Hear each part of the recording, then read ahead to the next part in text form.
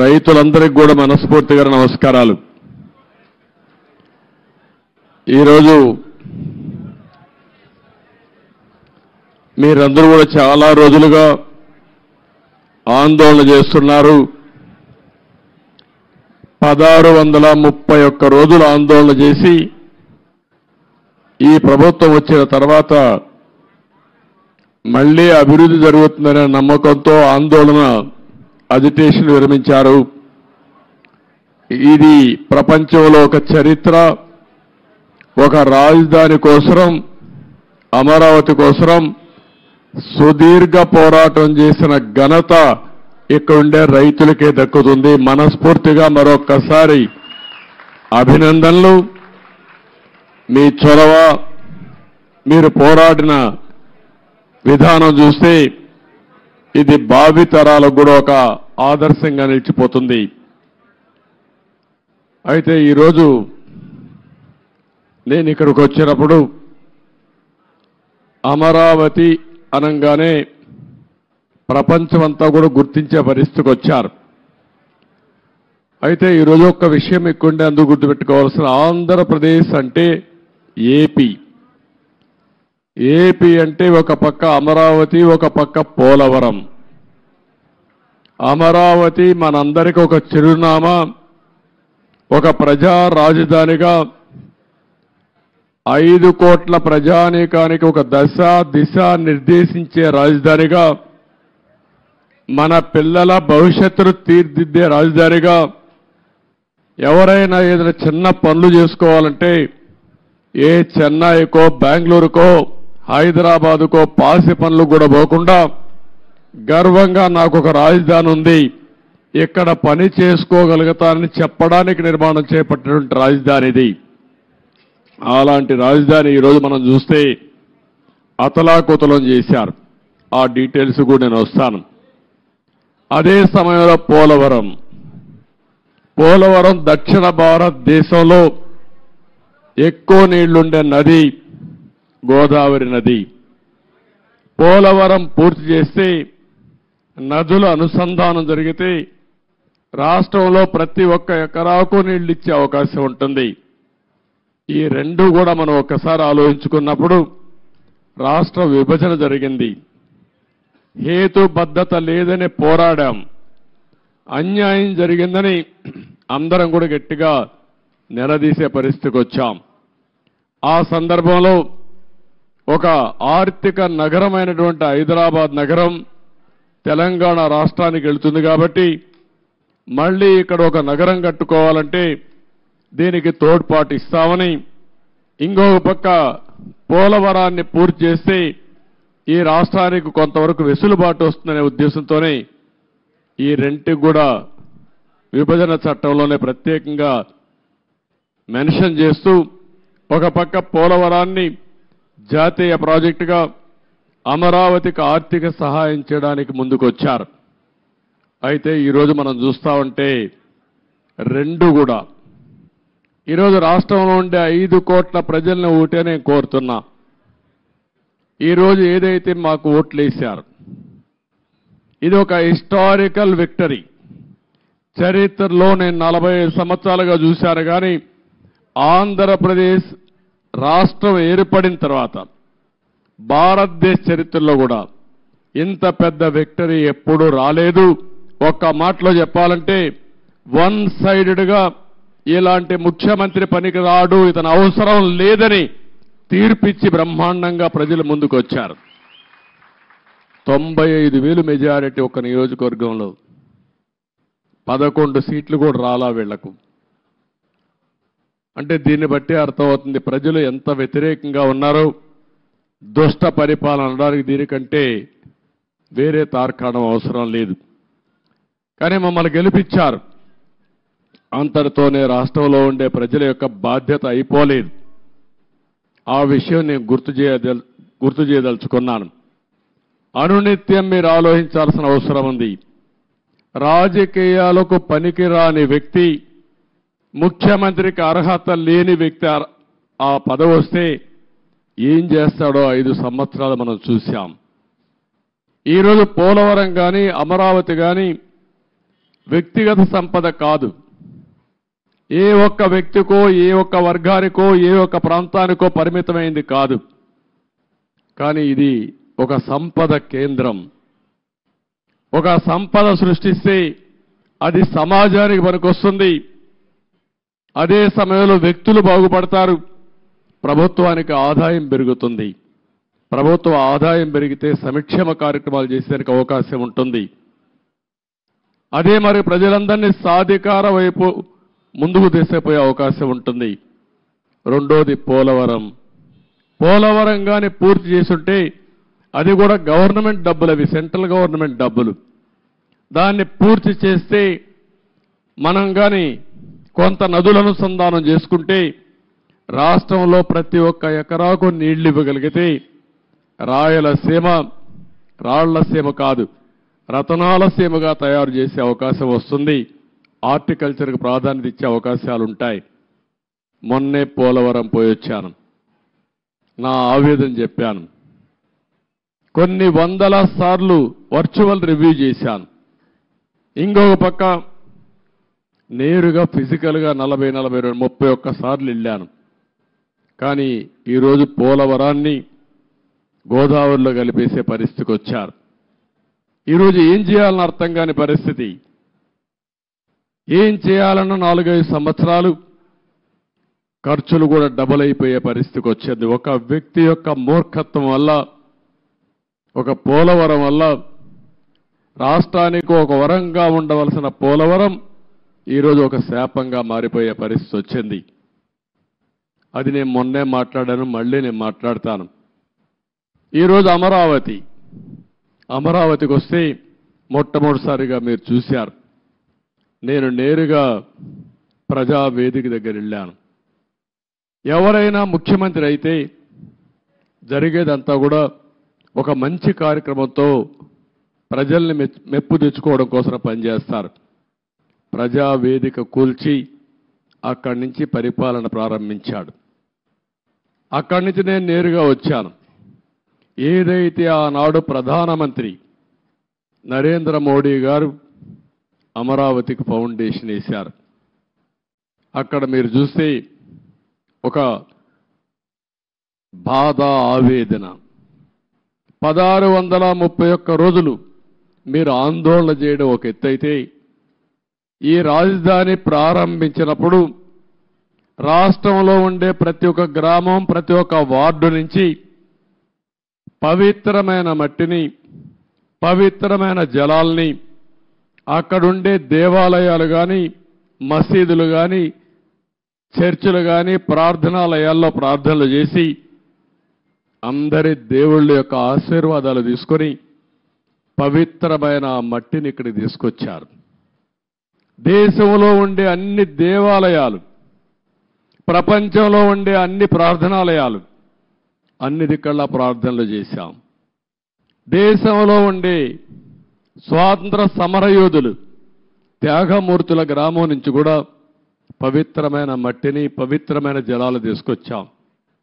సాక్షాత్తు ప్రధానమంత్రి గారు పార్లమెంట్ దగ్గర మట్టిని, పార్లమెంటు సాక్షిగా సంఘీభావాన్ని తెలియజేయడానికి యమునా జలాలు తీసుకొచ్చి వారు కూడా సంఘీభావాన్ని తెలియజేశారు.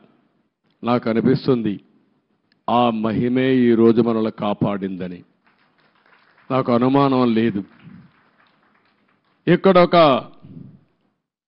పవిత్రమైన ప్రాంతంగా తయారైంది. తాత్కాలికంగా కొంతమంది ఈ ప్రాంతాన్ని అతలాకుతలం చేయాలనుకున్న ఈ స్థల మహత్యం వల్ల మళ్ళీ తిరిగి నిలబెట్టుకోగలిగాం. అదే నాకు అనిపిస్తుంది. అక్కడ చూసినప్పుడు నేను మొట్టమొదటిసారిగా ఎక్కడైతే ఆ పవిత్ర మట్టిని కూడా ఇంకా పవిత్రంగా పెట్టాం, ఇక్కడుండే రైతులు కాపాడారు. ఇంకో పక్కన అక్కడ నమూనా కూడా నేను చూశాను. ఇక్కడుండే అల్లరి మూక, ఆ నమూనాను కూడా దెబ్బతీసే పరిస్థితికి వచ్చారు. అక్కడనే యజ్ఞశాలకు వెళ్ళాను. ఆ రోజు యజ్ఞం చేసి మనం ఇది చేస్తే 1631 రోజులుగా ఇక్కడుండే మహిళలు మళ్ళీ యజ్ఞం చేస్తూనే ఆ మహిమను కాపాడారంటే ఆ మహిళలకు మనస్ఫూర్తిగా ధన్యవాదాలు, మనస్ఫూర్తిగా అభినందనలు. అలాంటి త్యాగం చేశారు. అక్కడి నుంచి నేరుగా ఒక్కసారి బిల్డింగుల దగ్గరికి వెళ్ళారు. 5 సంవత్సరాలు ఎక్కడ వేసిన మట్టి అక్కడే ఉంది. వీలైతే వీళ్ళు చేసిన పని విధ్వంసం చేశారు. ఇక్కడుండే పైపుల దొంగిలించకపోయారు, ఇసుక దొంగిలించకపోయారు, కడాన రోడ్లేస్తే మెటలు కూడా దోవకపోయారు. ఇది ఏ విధంగా అభివర్ణించాలో నాకైతే అర్థం కావడం లేదు. ఒక్క బిల్డింగ్ కూడా ముట్టుకోలేదు. ఒక్క రాజధానికి మనం ఆ రోజు కట్టినటువంటి అసెంబ్లీ బిల్డింగ్స్ ఉన్నాయి, పక్కనే సెక్రటరియట్ బిల్డింగ్స్ ఉన్నాయి, ఇంకో పక్క అమరావతి హైకోర్టు బిల్డింగ్లు కట్టాం. ఆ హైకోర్టు కూడా డిస్ట్రిక్ట్ కోర్టు కోసం కట్టిన బిల్డింగు, అవి మాత్రం మిగిలే పరిస్థితికి వచ్చాయి. ఈ యొక్క రాజధాని మనం చూస్తే దగ్గర ఈరోజు నేను అన్నీ తిరిగిన తర్వాత ఇప్పుడే నాకు అర్థమైంది ఏంటంటే ఏం చేయాలని అర్థం కాని పరిస్థితి. 5 సంవత్సరాలు రోడ్లన్నీ పూర్తి అయిపోయినటివి, సగంలో ఆగిపోయినాయి. కొన్ని అయితే 80% పూర్తి చేసి ఆగిపోయినాయి.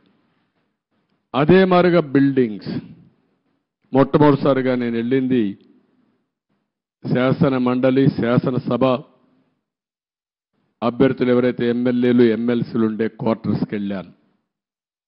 80-70% వర్క్ అంతా పూర్తయింది. మిగిలినటి ఎక్కడ వేసిన గొంగళ అక్కడే మిగిలిపోయింది. ఆ తర్వాత పక్కనుండే ఐఏఎస్ ఆఫీసర్స్, జూనియర్ ఆఫీసర్స్ యొక్క క్వార్టర్స్ చూశాను. అవి కూడా అక్కడే ఉన్నాయి. 70-80% పూర్తయింది. పక్కనుండే సెక్రటరీస్, అదే మాదిరిగా ప్రిన్సిపల్ సెక్రటరీస్ బిల్డింగ్లన్నీ ఉన్నాయి. అవన్నీ కూడా తుమ్మ చెట్లు మొత్తం మొలిచిపోయి ఇవన్నీ కమ్ముకుపోయే పరిస్థితి వచ్చింది.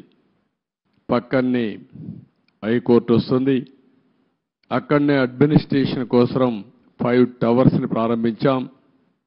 ఇంకొక పక్కన అసెంబ్లీ బిల్డింగ్ వస్తుంది, దాని పక్కనే హైకోర్టు వస్తుంది. అక్కడనే జడ్జెస్ బంగ్లాలు వస్తాయి, పక్కనే ఎమ్మెల్యేలు, మినిస్టర్స్ బంగ్లాలు వస్తాయి.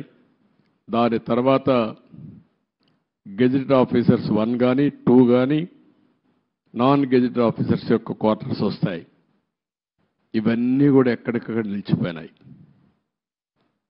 రోడ్లు కూడా అధ్వానంగా ఉన్నాయి. చాలా బాధాకరమైన సిచ్యువేషన్. రాష్ట్రంలో ఉండే ప్రజలందరూ అర్థం చేసుకోవాల్సింది, ఈ విధంగా ఉండవలసిన రాజధాని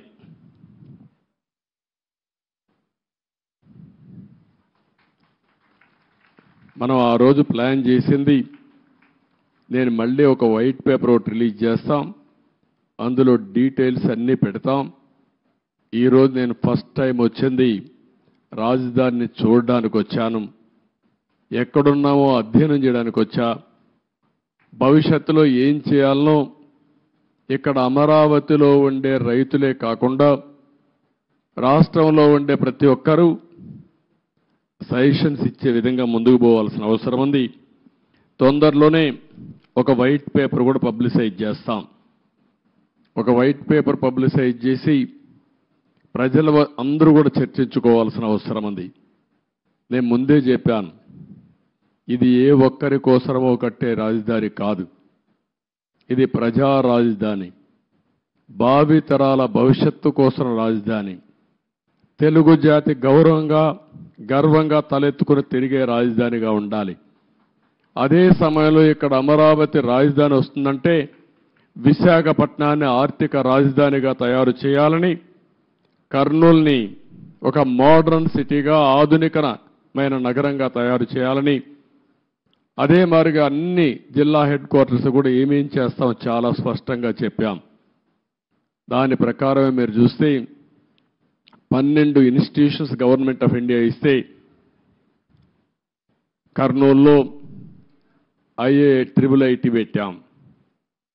అక్కడనే ఉర్దూ యూనివర్సిటీ పెట్టాం. అనంతపూర్లో సెంట్రల్ యూనివర్సిటీ పెట్టాం. తిరుపతిలో ఐజర్ కానీ అదే వారికి ఐఐటి కానీ పెట్టాం. ఇంకో పక్క విశాఖపట్నంలో ఐఐఎం పెట్టాం. తాడేపల్లిగూడెంలో ఎన్ఐఐటి పెట్టాం. మంగళగిరిలో all India institute of medical science పెట్టాం.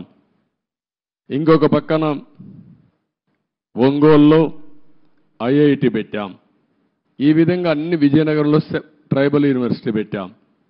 అన్ని ప్రాంతాల అభివృద్ధి కోసం, సమగ్ర అభివృద్ధి కోసం ఆ రోజే చాలా స్పష్టమైన విధానాన్ని ప్రకటించాం. ఈరోజు మనం చూస్తే ఏది జరిగే పరిస్థితి లేకుండా పోయింది. నేను అందుకనే ఈరోజు డీటెయిల్స్కి పోవడం లేదు. బ్రాడ్గా మీ అందరికీ ఒక ఐడియా ఇస్తున్నాను. డీటెయిల్స్ అన్నీ కూడా వైట్ పేపర్లో వస్తాయి. అయితే బాధ ఏంటంటే ఈ రాజధాని పైన బురజల్లే ప్రయత్నం చేశారు. నిత్యం విష ప్రచారం చేశారు. అమరావతిని బ్రాండ్ని దెబ్బతీయడానికి ప్రయత్నం చేశారు. శివరామకృష్ణ కమిటీ చాలా స్పష్టంగా సెంట్రల్ ప్లేస్లో ఎక్కడైనా పెట్టండి అని చెప్పారు.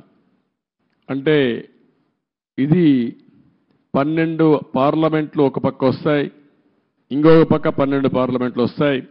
గుంటూరు సెంట్రల్లో ఉంటుంది. ఎలిమెంటరీ స్కూల్ చదివే పిల్లవాడిని చెప్పినా ఎక్కడ మీ రాజధాని ఉండాలంటే ఈ ప్రాంతమని మ్యాప్లో చూపించే విధానం ఇది. అందుకే అమరావతిని పెడితే దానిపైన మాట్లాడారు. ఇంకొక పక్కన మీరందరూ చూస్తే చాలా వరకు ఇన్సైడర్ ట్రేడింగ్ అన్నారు. ఇంకొక పక్కన స్విస్ ఛాలెంజ్ని అవహేళన చేశారు. విషయం చెప్పి సింగపూర్ లాంటి కన్సార్టియంని తరివేసే పరిస్థితికి వచ్చారు. One of the best Norman faster అనే కన్సల్టెంట్ని లేకుండా పంపించేసే పరిస్థితికి వచ్చారు. 3 రాజధానులు అన్నారు, 3 ముక్కలాట ఆడారు. కడాన 5 సంవత్సరాల తర్వాత 10 సంవత్సరాల తర్వాత మీ రాజధాని ఏదంటే చెప్పుకోలేని పరిస్థితి, దుస్థితిలో మనం నెట్టేసే పరిస్థితికి వచ్చారు. డబ్బులు ఎక్కడున్నాయన్నారు. ఆ రోజు కూడా ఇక్కడుండే రైతాంగం యొక్క స్ఫూర్తిని మీరు చూస్తే దగ్గర రైతులు ఇచ్చిన భూమే కాకుండా ఇక్కడుండే గవర్నమెంట్ భూములు అన్ని కలుపుకుంటే 55,000 ఎకరాలు సేకరించింది ఆనాటి ప్రభుత్వం. దగ్గర 29,000 మంది రైతులు ఒక్కరు కూడా కోర్టుకు పోకుండా స్వచ్ఛందంగా ముందుకొచ్చి మేము రాజధానికి ఇస్తాం, మాకు ఒక ప్యాకేజ్ ఇమ్మని ముందుకొచ్చారంటే ప్రపంచానికి ఆదర్శం ఇది. ఒక ల్యాండ్ కొనాలంటే, లేకుంటే ఒక చిన్న ఇరిగేషన్ ప్రాజెక్ట్ కట్టాలన్నా, లేకుంటే ఒక మంచి పనికి ఒక దేవాలయం కట్టాలన్నా భూమి ఇవ్వని ఈ రోజుల్లో ఇక్కడుండే రైతాంగం ముందుకొచ్చి స్వచ్ఛందంగా భూమి ఇస్తే దానికి ఎన్ని అపవాదులు వేయాలని అపవాదులు వేశారు. ఇక్కడుండే రైతాంగాన్ని ఎన్ని ఇబ్బందులు పెట్టాలని ఇబ్బందులు పెట్టారు.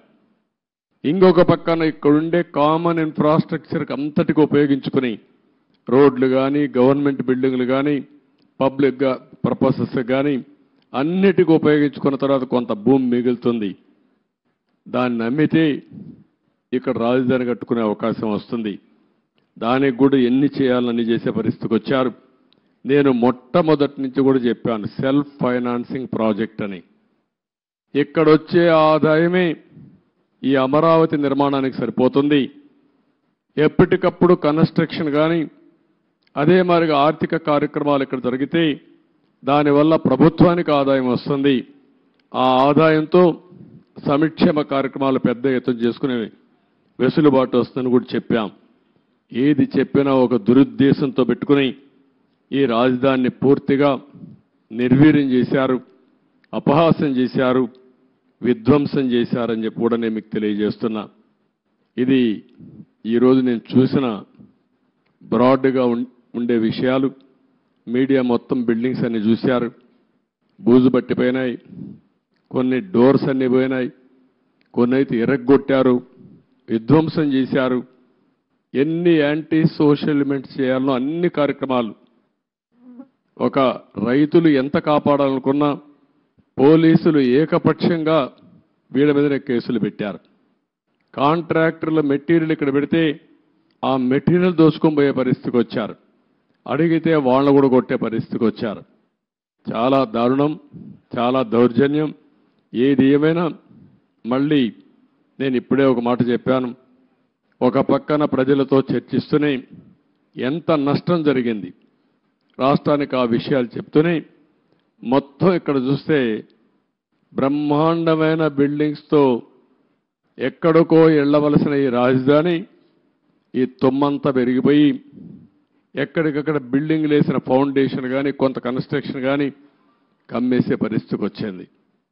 ముందు ఒక మాట చెప్పాను, ఒక టెండర్ పిలిచి రాజధాని మొత్తం ఈ తుమ్మ చెట్లన్నీ తీయండి, కనీసం ఒక క్లారిటీ వస్తుంది, ఒక విజిబిలిటీ వస్తుంది. అంత లోపల మనం అంతా కూడా ప్రజలతో చర్చించిన తర్వాత ఏం చేయాలో అవి కూడా ఆలోచిస్తాం. ఒక దుర్మార్గమైన వ్యక్తి చేసే విధ్వంసానికి అమరావతి బలైపోయింది. రాష్ట్రానికి తీవ్రమైన నష్టం జరిగింది.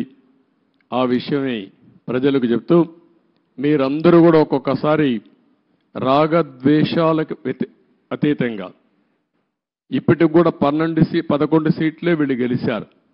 కొంతమంది ఓట్లేశారు. ఓట్లేసిన వ్యక్తులు కూడా మీరు ఒక్కసారి ఆలోచించుకోండి. ఇలాంటి వ్యక్తికి ఓటేయడం భావ్యమా?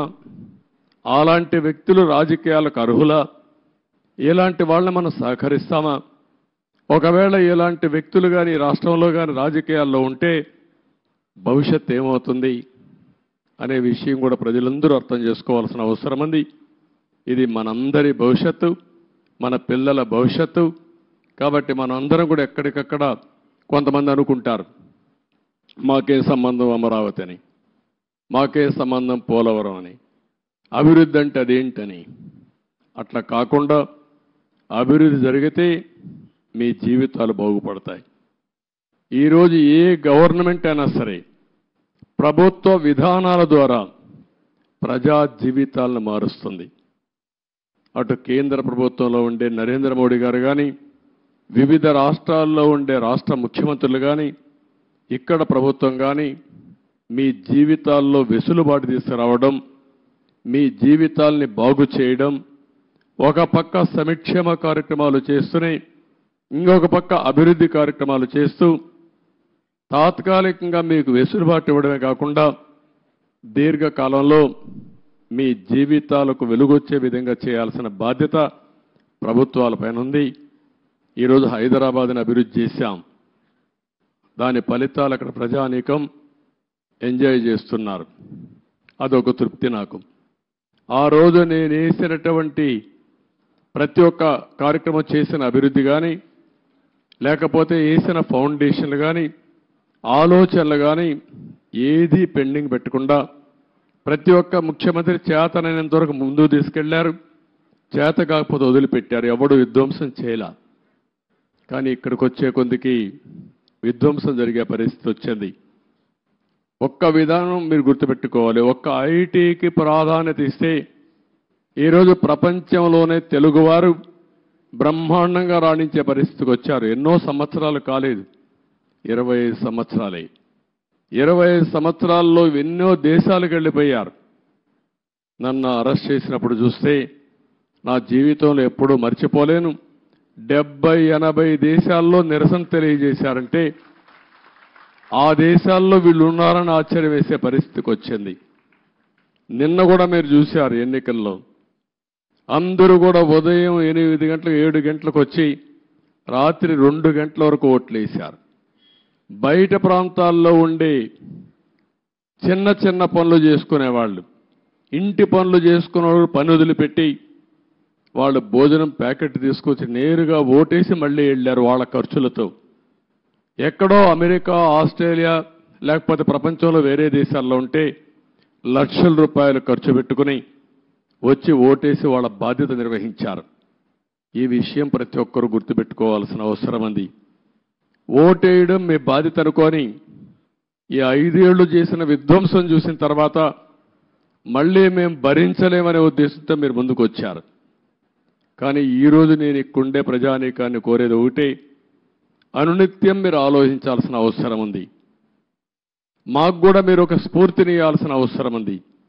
ఎక్కడికక్కడ గైడెన్స్ ఇస్తూ ఉంటే, మాకు కూడా ఆలోచనలు ఇస్తూ ఉంటే, మా ఆలోచనలు మీ యొక్క సమస్యలు రెండు కూడా జోడించుకొని మెరుగైన ప్రజా విధానాలకు రూపకల్పన చేస్తాం. దానివల్ల మీ జీవితాల్లో మంచి జరుగుతుంది. ఏ కార్యక్రమం చేసినా ప్రజల కోసం చేస్తాం కాబట్టి ప్రజలు ఇందులో భాగస్వాములు కావాల్సిన అవసరం ఉంది. అందుకే మొన్న పోలవరం పోయినప్పుడు కూడా చాలా స్పష్టంగా చెప్పాను. ఈరోజు అమరావతికి వచ్చినప్పుడు చాలా స్పష్టంగా చెప్తున్నా. అన్ని విషయాలు ఏమాత్రం అరమరకలు లేవు. మొత్తం మేము ముందర పెడతాం. మేము చేసే ప్రతి ఒక్క పని మీ యొక్క భవిష్యత్తు కోసం చేసే పని కాబట్టి మిమ్మల్ని అందరినీ భాగస్వాములు చేయడం మా ప్రధానమైన కర్తవ్యం ప్రజాస్వామ్యంలో. ఇది చేస్తూనే ఎప్పటికప్పుడు నిర్ణయాలు కూడా తీసుకుంటాం. ఎవరైతే తప్పుడు పనులు చేసి కడాన కంకర కూడా దొంగిలించారో అలాంటి వాళ్ళని క్షమించడం కరెక్ట్ కాదు. వీళ్ళకి అలవాటు అయిపోయింది. అవి చేయడంగానే కాకుండా మళ్ళీ ఇక్కడ వాళ్ళ ఇష్ట ప్రకారం రౌడీజం చేయడం, అందరినీ బెదిరించడం, అడ్డం వస్తే కొట్టడం, ఇష్టానుసారంగా ప్రవర్తించడం అన్నీ జరిగాయి. అవన్నీ కూడా ఏమాత్రం కూడా ఎవ్వడి ఆటలు ఎక్కడ జాగవు, జరగనీయం. అవసరమైతే నిర్మోహమాటంగా అణిచివేస్తాం తప్ప ఇష్టానుసారంగా మేమేం చేసినా జరుగుతుంది. రౌడీజం చేస్తాం, రాజకీయాన్ని అడ్డం పెట్టుకుంటామంటే మాత్రం అది జరగలేకుండా చేస్తారని చెప్పి కూడా మీ అందరికీ హామీ ఇస్తూ మరొక్కసారి అందరికి కూడా ఎక్కుండే రైతాంగానికి మనస్ఫూర్తిగా నమస్కారాలు. మిగిలిన అన్ని విషయాలు మాట్లాడతాను. మీకు ఏదైనా క్వశ్చన్స్ ఉంటే 1 or 2 media.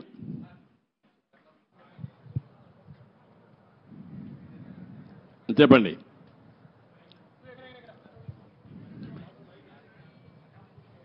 Mic mike hello sir, 1 minute mike. Mike ఎవరు ఇక్కడ ఎవరికి ఇచ్చారు? సార్, గత ముఖ్యమంత్రి ఈ రాజధానిలో ఈ బిల్డింగ్స్ పరిశీలించుంటే ప్రజావేదికను కూల్చేసినట్టు ఇవి కూడా డిమాలిష్ చేసేవాడేమో సార్. అది దేవుడు కాపాడాడు. ఒక ఉన్మాది బారి నుంచి ఇంకా ఫర్దర్గా కూల్చేయకుండా దేవుడే కాపాడాడు అమరావతిని. అందుకే నేను చెప్పాను, కొన్ని 16,000 గ్రామాల్లో పూజలు చేసి పవిత్రమైన మట్టిని, పవిత్రమైన జలాలను తీసుకొచ్చారు ఇక్కడికి. పార్లమెంటు సాక్షిగా ప్రధానమంత్రి తీసుకొచ్చాడు. మొత్తం ప్రార్థనాలయాలు దేశంలో విదేశాల్లో నుంచి తీసుకొచ్చాం. పవిత్రమైన వ్యక్తులు పుట్టిన జన్మస్థలం నుంచి కూడా, అంటే స్ఫూర్తిదాయకంగా ఫ్రీడమ్ ఫైటర్స్ అన్ని వాళ్లే కాపాడారు. కాబట్టి మీరు కూడా కష్టపడ్డారు, రైతులు పోరాడారు, దేవుళ్ళు సహకరించారు. సార్, 5 సంవత్సరాల నుంచి ఏదైతే నిర్లక్ష్యానికి వదిలేశారో ఈ దాదాపు 80-90% కంప్లీట్ అయింది. అవి ఎక్కడ కూడా చెక్కు చెదరల యాజ్ ఈజ్గా ఉంది. అంటే మన నిర్మాణం కానీ అంతా కూడా బాగానే ఉంది. అన్నీ పూర్తి చేయడానికి దాని టైం బాండ్ పెట్టుకుంటారా? ఒక 3 years కానీ అలా పెట్టుకుని దానికి మీ సజెషన్ ఏంటి చెప్పండి. మిమ్మల్ని కూడా సజెషన్ సార్, అందరినీ సజెషన్ అడుగుతున్నాం. దాన్ని మీరు ఇచ్చే మంచి సూచనలు తీసుకొని ఆర్డర్ ఆఫ్ ప్రియారిటీ పెట్టి we will prepare action plan. Galla పెట్టి ఖాళీ అయిపోయింది, ట్రెజరీలో ఏమి లేదు, డబ్బులు లేదు, అప్పులు విపరీతంగా చేసేశారు. ఇవన్నీ వీలో పెట్టుకొని ఏం చేయాలో స్టెప్ బై స్టెప్ వర్కౌట్ చేస్తాం. Mike media. Sir, what is going to be fate of Rushikonda Beach Palace? What's going to be? Will it be quoted as a monument of corruption? That's what you want. What is your suggestion? You give me idea. Sir, you are the CM, sir. I am the CM. You are the citizen of. నువ్వు ఒక media responsibility ఉంది నీకు కూడా. నన్ను అడగడమే కాదు, నిన్ను కూడా చెప్పమంటున్నా. ఏం చేస్తే ఇలాంటి వాళ్ళని శాశ్వతంగా సమాజం నుంచి వెలేస్తామో అలాంటివి ఆలోచించాలి. మీరు ఒకటి ఆలోచించండి, ఇక్కడ డబ్బులు లేవు.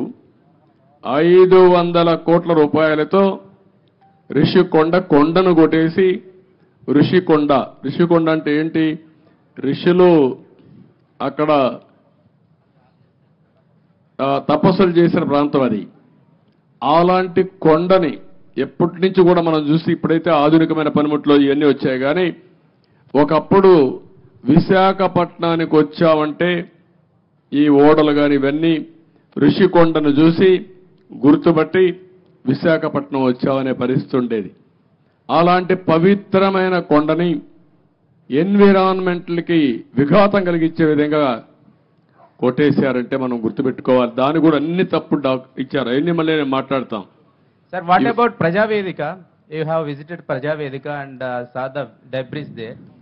Are you going to remove the debris and reconstruct the Prajavedika same place, or are you going to make it as a museum?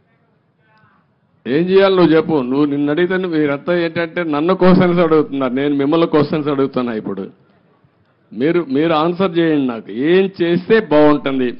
ఇప్పుడు మా మిత్రుడు ఇచ్చాడు శ్రీనివాస్ ఒక మాట. అమరావతి ఉద్యమం 1631 రోజులు, 1 + 6 + 3 + 1 11 అన్ని అంకులు కలిపితే జగన్కు వచ్చిన సీట్లు 11. అంటే 2 సరిపోయినాయి. ఇదే దేవుడు రాసిన స్క్రిప్టు, ఇది దేవుడి స్క్రిప్టు. అక్కడికి చాలలేదు. ఈ 11 ఇవ్వడం కూడా కరెక్టా లేదా చర్చ జరగాల్సిన అవసరం ఉంది. అందుకే నేను మిమ్మల్ని అందరినీ కోరుతున్నా. కొన్ని ఇక్కడ మాకు కూడా కొంతమంది ఇబ్బందులు వచ్చాయి. సరైన క్యాండిడేట్ నిలబడలేకపోయారు. నిలబడింది ఇక్కడ ప్రజలు ఎక్కడికక్కడ ముందుకు వచ్చి ఓట్లేశారు. కొన్ని సమస్యలు ఉన్నాయి. కానీ ఏదేమైనా ఇలాంటి వ్యక్తులు రాజకీయాలకు అర్హత ఉందా?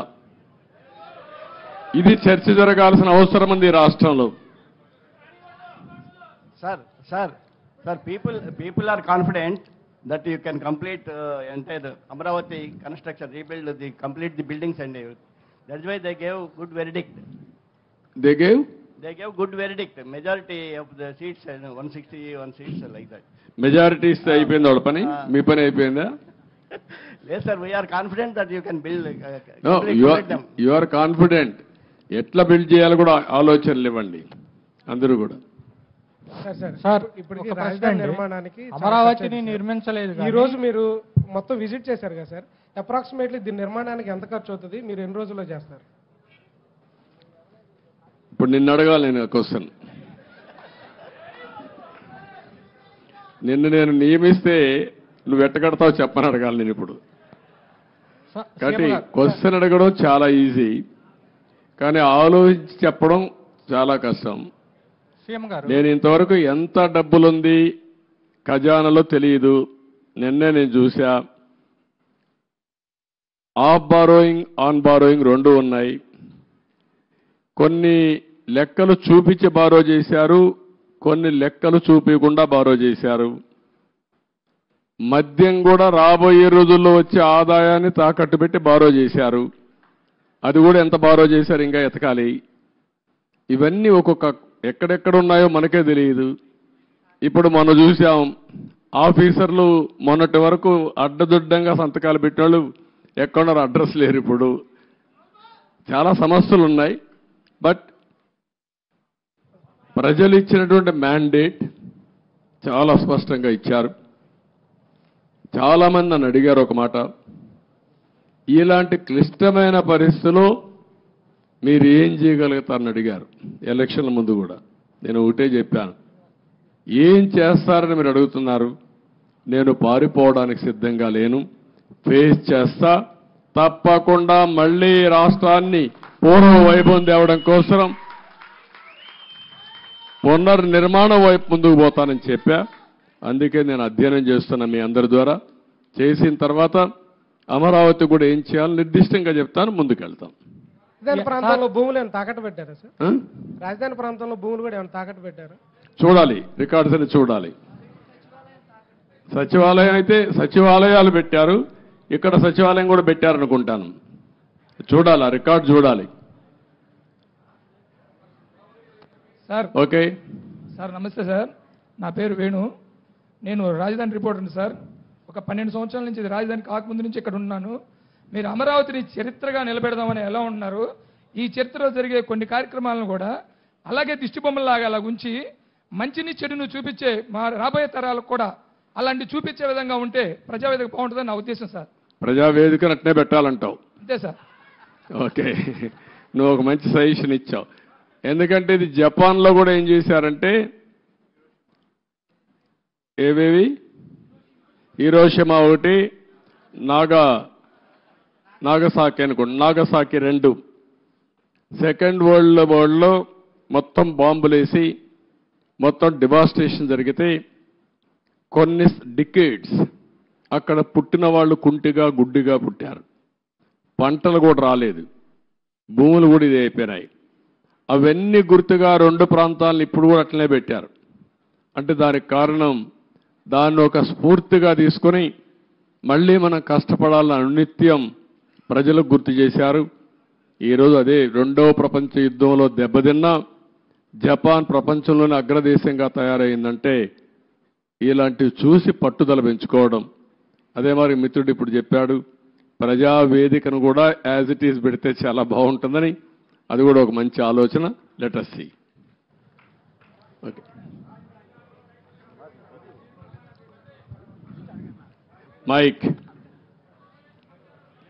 మైక్ ఒకసారి ఆయనకు. హలో మానవ సేకరణ చేసిన తర్వాత కూడా సీడ్ యాక్సెస్ రోడ్డు మీద అర్ధరేతులు ఇసుక అక్రమ రవాణా జరుగుతుంది సార్. దాని మీద అంటే నేరాలు అలవాటైన వాళ్ళకి ఇంకా కూడా మారలేకపోతున్నారు. ఒకటే చెప్తున్న అధికార యంత్రాంగానికి కూడా, ఏ అధికార యంత్రాంగం ఇప్పుడు రాష్ట్రంలో ఉన్నారో మళ్ళీ ఎక్కడ ఆలోచనలు వదిలిపెట్టండి, ప్రజాహితం కోసం పనిచేయండి. ఒకవేళ రేపటి నుంచి ఎక్కడైనా కానీ మీరు చెప్పింది కానీ జరిగితే తప్పకుండా అధికారులపైన కూడా యాక్షన్ కఠిన చర్యలు ఉంటాయి. డెఫినెట్గా తీసుకుంటా, వదిలిపెట్టను. మీరు కూడా ప్రజల్లో చైతన్యం రావాలి, గట్టిగా నిలదీయండి. ముందు మారిగా బాధితులపైన దాడి చేస్తే ఎట్టి పరిస్థితులు నేను వదిలిపెట్టను. ప్రజాహితం కోసం ఎవరు ముందుకొచ్చి పనిచేసినా వారికి పూర్తిగా అండగా ఉంటాం. మీరేం భయపడాల్సిన పని లేదు.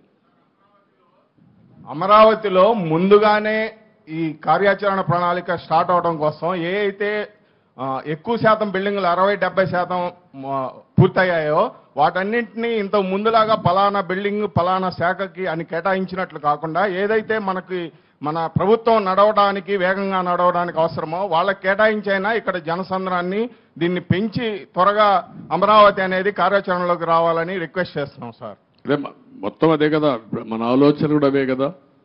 ఏవేవి తొందరగా అవుతాయి, ఏవేవి అవసరం ఉంటుంది, 2 కూడా ప్రాధాన్యత క్రమంలో పెట్టుకొని ఎంత తొందరలో పూర్తి చేయాలో పూర్తి చేస్తాం. యాక్టివిటీ కూడా పూర్తి చేస్తాం. ఓకే, ప్రజా రాజధాని అమరావతిని రాష్ట్రాన్ని కాపాడుకోవడానికి ఖండాంతరాలు దాటి ఎన్ఆర్ఐలు అందరూ వచ్చారు సార్. ఈ అమరావతి కానీ రాష్ట్ర అభివృద్ధిలో ఎన్ఆర్ఐలు ఆలోచనలు సహాయ సహకారాలు తీసుకుంటే బాగుంటుందని నా సూచన సార్. తప్పకుండా అందరి సహకారం తీసుకుంటాం, అందరికీ ప్రాధాన్యత ఉంటుంది. వాళ్ళు భాగస్వాములు అయితే వెల్కమ్ చేస్తాం.